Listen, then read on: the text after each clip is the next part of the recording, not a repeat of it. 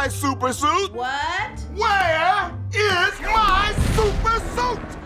Hey everybody, The Incredibles is back. If you didn't know, they're doing a sequel to The Incredibles. It's coming out after Deadpool 2 next June. It's like June 15th, I think, is when it's dropping. And if you haven't seen it, you absolutely have to watch The Incredibles. In the way that Kevin Conroy's animated Batman is one of the best Batman portrayals of all time, The Incredibles is one of the best superhero movies of all time. It just happens to be animated.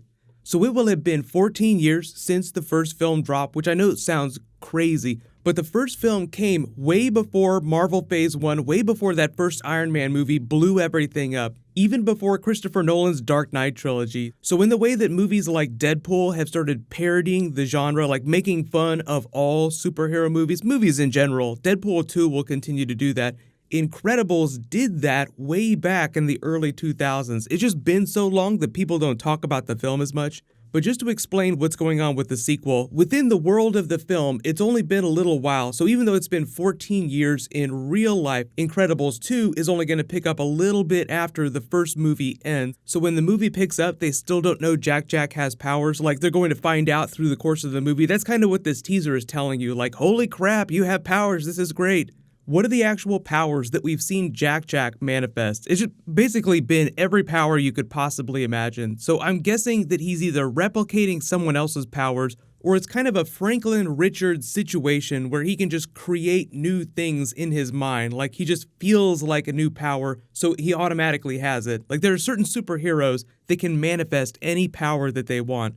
There was the final battle from the first film where we see him morph into a demon. He goes full firestorm. He transforms himself into complete metal, just making himself incredibly heavy. He can slip himself through the molecules of substances, the way the Flash phases through things, so he phases into this area here before he gives off his heat vision. He gives off another heat burst, he gives off some lightning, so obviously they're just going to be using him for a lot of comedy during the film. He'll be like the baby Groot of the film, like someone who's really cute, but is crazy powerful and doesn't know how to control their powers, so it just winds up being really funny. But pretty much all of the main actors are coming back. Samuel L. Jackson is going to come back to do Frozone. They haven't said anything about who the villain's going to be. They've been super secretive about this, and Brad Bird has been working on it for, I think, about the past 4 years or so.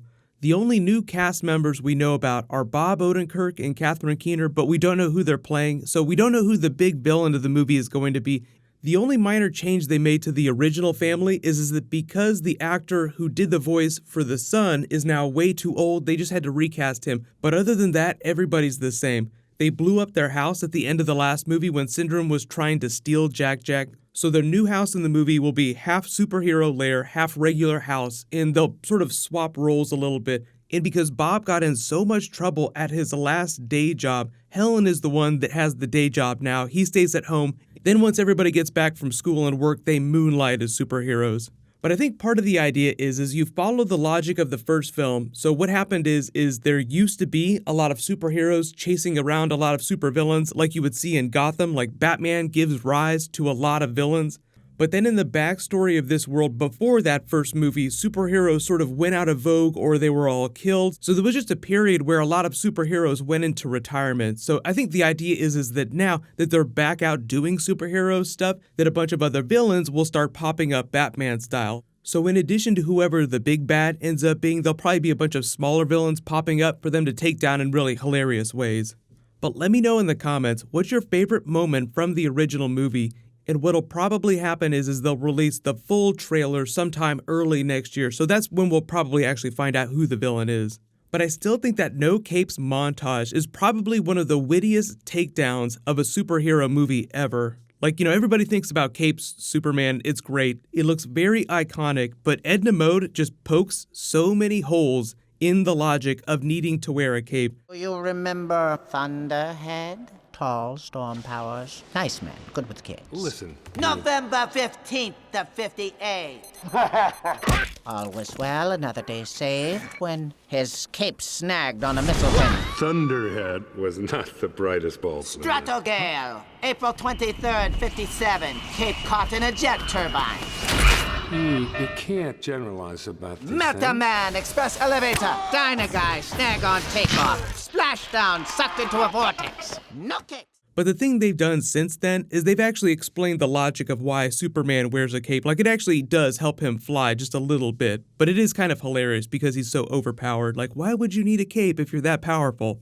But speaking of capes, I'm going to be posting my spoilery Justice League review next. Obviously, I have a bunch of Easter egg videos to get through, so make sure you subscribe to get everything if you're just finding me for the first time. But while you wait for everything, click here to rewatch that Deadpool 2 trailer, and you can click here for the brand new teaser for the Fortnite crossover. Thank you so much for watching. Everybody stay awesome. I'll see you guys tonight.